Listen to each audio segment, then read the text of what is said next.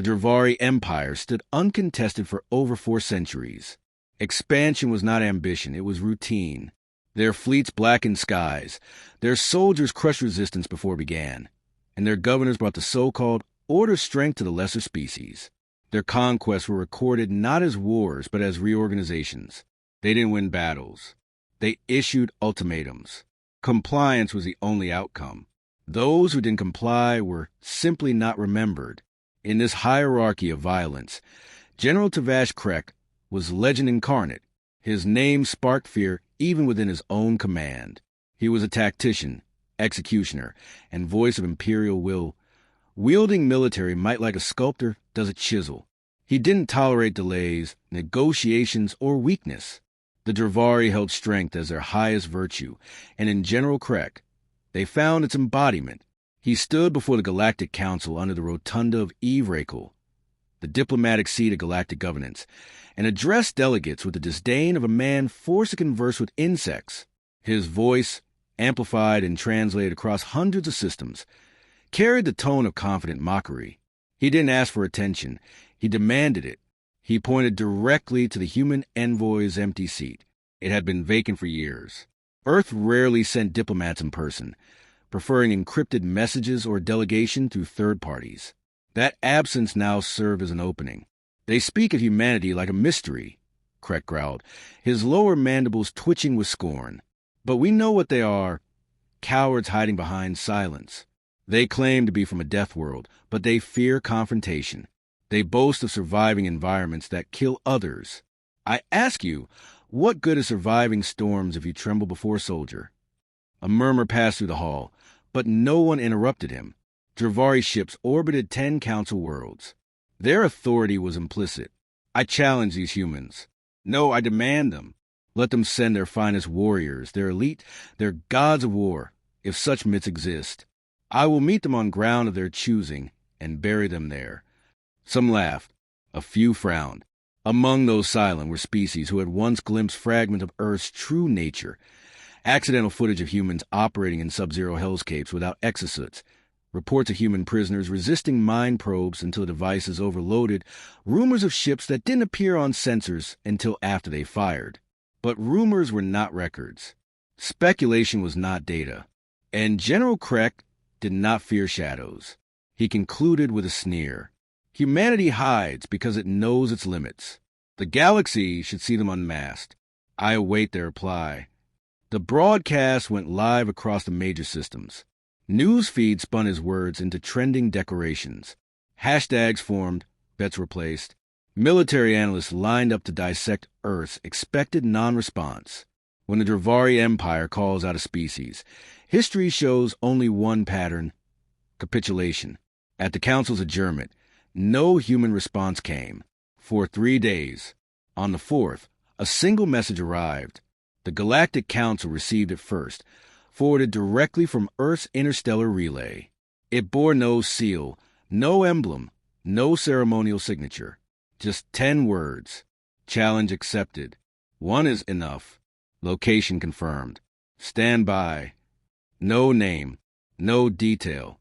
The Council demanded clarification. None came. General Krek received the same message, this time through his private channel. The encryption was primitive by Dravari standards, almost as if it were meant to be easily decrypted. The implication struck even his most loyal aides as a provocation.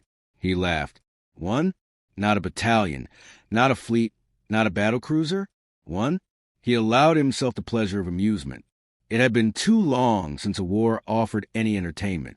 He chose a frontier outpost for the encounter, a facility on Kuroth Prime, mountainous terrain, minimal civilian presence, maximum surveillance.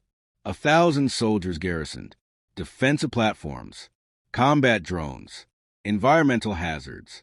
Perfect conditions to showcase what happened when humans stepped into a real war zone. The Council protested the staging, but Krek waved them away. Let them watch. Let the galaxy see how myths die. Preparations were made. The Dravari set up dozens of monitoring satellites. Media ships were granted partial broadcast clearance. Military protocols were upgraded. Krek personally arrived on site, his command cruiser settling into orbit above Kuroth Prime. like a dagger suspended in space. As the day approached, the Dravari reveled in the attention. Recruiters spiked enlistment ads with clips of Krek's speech. Merchants sold synthetic human skulls with cracked visors and plasma burns. Comedians mocked human cowardice in viral skits. The campaign was no longer just military. It was cultural. Crushing the myth of Earth would cement Dravari legacy for another century. On the specified date, a lone vessel appeared at the edge of the system. Small, unmarked, non-military. It lacked visible weapons. No escort, no formation. Scans found no shield generators, no energy spikes, passive propulsion, no IFF transponder. Its approach was slow, deliberate, almost mocking. It docked at the orbital station above Kurov, without resistance. The station's crew watched as a lone occupant exited. A single human, standard pressure suit, no weapons visible. Not a Marine, not a power-armored shock trooper. Just a figure in matte black with a blank faceplate. He said nothing. Submitted to scans. Carried no gear beyond a small pack and something sealed in a case. Medical sensors struggled to identify anomalies. His vitals were calm. Too calm. The commander of the station asked for identification. The human handed over a data chip. It contained a single line. Operative assigned per Treaty Clause 7C. Response in kind. The clause didn't exist in any known treaty. The commander forwarded it to Krek. He dismissed it. The human was given surface clearance and shuttled to the designated outpost on Kurov. The moment he set foot on the surface, he disappeared. Not metaphorically. Literally. Surveillance lost him in the first fog bank. Infrared failed. Sonar bounced back blank readings. Every drone sent to reacquire visual contact crashed or returned without memory logs. At first, it was treated as a systems fault, then as sabotage, then as impossible. Patrols were sent. None returned. Search squads found nothing. No body, no gear, no tracks. Entire sectors of the outpost were abandoned after signs of environmental instability. Gates that never failed jammed shut. Lights flickered. Cameras fuzzed. Someone rewired internal sensors to play back archive footage in a loop. 30 minutes of false security before patrol vanished. Krek dispatched a full detachment to sweep the facility. 300 soldiers, drones, walkers, air cover. They found a wall tagged with chalk. 2 words. Still here. Another day passed. Weapon lockers were found empty, not forced open. Access via security clearance, logged under names of soldiers who denied ever being there. Medical labs found neurostims missing. Engineering bays were rewired to power devices no one claimed to build. The base AI was isolated when it began playing Earth music through the internal speakers.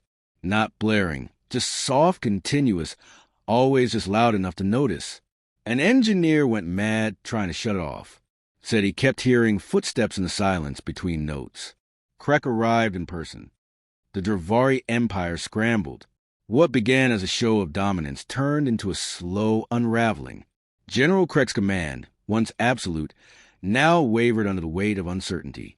Soldiers patrolled in groups of 6 or more. No one slept alone. Weapons remained holstered, not from peace but from fear of firing into shadows.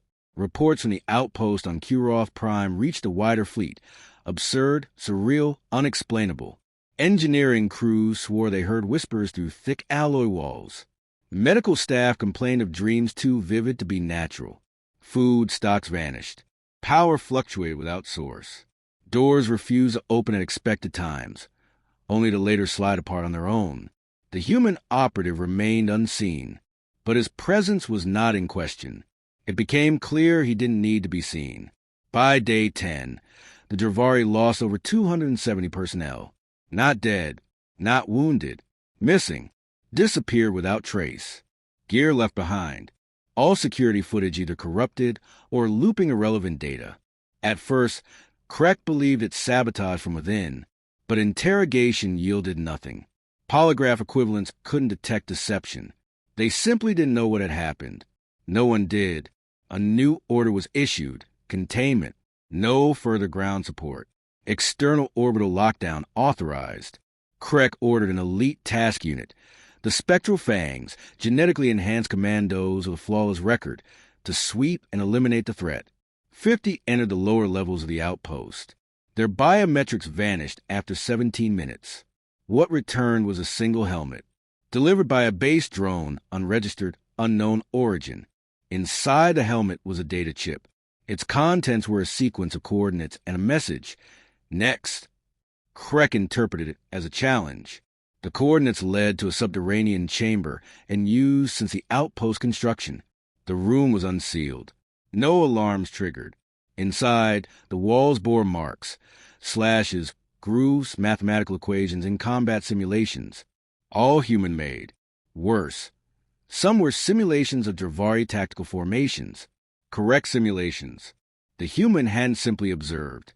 He had studied, calculated, tested. He was treating this as an experiment. And Krek's army was the subject. Council channels buzzed. Word spread far beyond Kurov Prime. The Dravari attempted to restrict the flow of information, but rumors became stories, stories became records. Other species began revisiting archives about humans, classified encounters, obscured battle records, and inconsistencies in casualty reports. One particular report surfaced, the Battle of Carrion Rift. A human fleet of 6 ships held off an armada of 44. Losses on Earth's side, 1 vessel. On enemy's side, 32 destroyed, 11 disabled. Survivors claimed the humans weaponized gravity wells and outmaneuvered faster ships by using planetary debris as cover. It sounded exaggerated. Until now. Now it seemed like a warning. Krek initiated psychological countermeasures. Motivational injections. Neurostimulants to reinforce courage. Propaganda loops declaring imminent victory. They failed. Desertions began. Entire squads faked injuries or locked themselves in cryochambers. When interrogated, some claimed the human had spoken to them, not through comms, but directly into their minds. Impossible, the medics insisted, yet consistent. One soldier claimed she felt her own memories being replayed during her patrol. Birth, training, childhood, and then replaced with silence. Her final words before medical collapse. He knows who I am.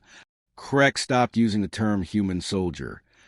Now he referred to him simply as it. It didn't sleep. It didn't speak. It didn't kill, not unless necessary. It erased, dismantled, disrupted. The longer it was present, the less reliable every part of Dravari infrastructure became. The AI began compiling behavior patterns. It found that the intruder avoided direct confrontation, but wasn't deterred by force. He used sound interference and familiarity to control movement. Traps were psychological, not mechanical. Air vents played soft laughter. Hallways ended in mirror images of prior paths. A simple walk became a looping nightmare. The human was weaponizing space itself. Krek initiated the Omega Protocol, complete abandonment of the outpost. If the enemy could not be defeated, the facility would be razed. He coordinated with the orbital cruiser. Targets locked. Charges set.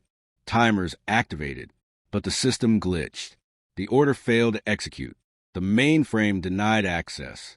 The AI responded with a single phrase on the main display. Not yet. The detonation systems have been overwritten, not destroyed, redirected. The charges now sat beneath supply depots, Met's artillery, key infrastructure. Any attempt to remotely detonate would cripple the Dravari's own assets. A message appeared in Krek's quarters. You wanted war. Learn patience. Panic settled in. Krek demanded an emergency extraction. Escape vessels were prepared. He and the highest-ranking officers entered SEAL carriers. Before departure, they initiated a countdown on a self-destruct code embedded into the command tower itself. 3, 2, 1. Nothing. The code returned an error. The launch failed. Each pod door sealed itself moments before ignition. Power rerouted. Oxygen levels inside stabilized, preventing unconsciousness. The occupants were trapped, unharmed, and humiliated. Outside, a speaker activated. It played a human voice, casual, amused. Still here. It was the first and only time he spoke aloud. Krek lost 2 officers to nervous breakdowns. One bit through his own tongue. Another attempted to claw his eyes out, claiming to see the human every time he blinked. Krek knew then that he had miscalculated. This was no demonstration. This was a lesson. Earth hadn't sent a warrior. They'd sent a warning. Not to him, to the galaxy. Earth could have unleashed fleets, planet killers, superweapons. Instead, they had sent one. And one had been enough. He attempted to contact the Galactic Council. Lines jammed. Backup relays silent. His own crew feared accessing external systems. Each attempt risked another visit. So the general did what no Dravari officer had done in over a century. He surrendered. Not formally. He walked to the nearest transmission terminal, set the signal to public channel, and said only, "We yield. Withdraw. Kuroth is yours." He didn't beg. He didn't explain. He just spoke the truth. Nothing followed. No reply. Not for hours. Then, quietly, the internal doors began to unlock. Light stabilized. Air returned to equilibrium. Music ceased. The base AI returned to standard programming. No trace of interference remained. Krek waited. The human never reappeared. A final scan showed the base empty. No trace of the intruder. His DNA, heat signature, and EM readings were gone. Only one item remained in the command tower, a folded flag. Humanities. Krek left it there. He returned to the fleet. He didn't issue debriefs. He didn't record the incident in full. Instead, he authored a new internal directive, locked with highest level clearance. Engagement with Earth or its representatives is not authorized without unanimous council approval and planetary level reinforcement. Avoid provocation. Do not engage lone operatives. Do not test human restraint. The directive was silently distributed to military sectors across the Dravari Empire. Not everyone believed it. Some mocked it.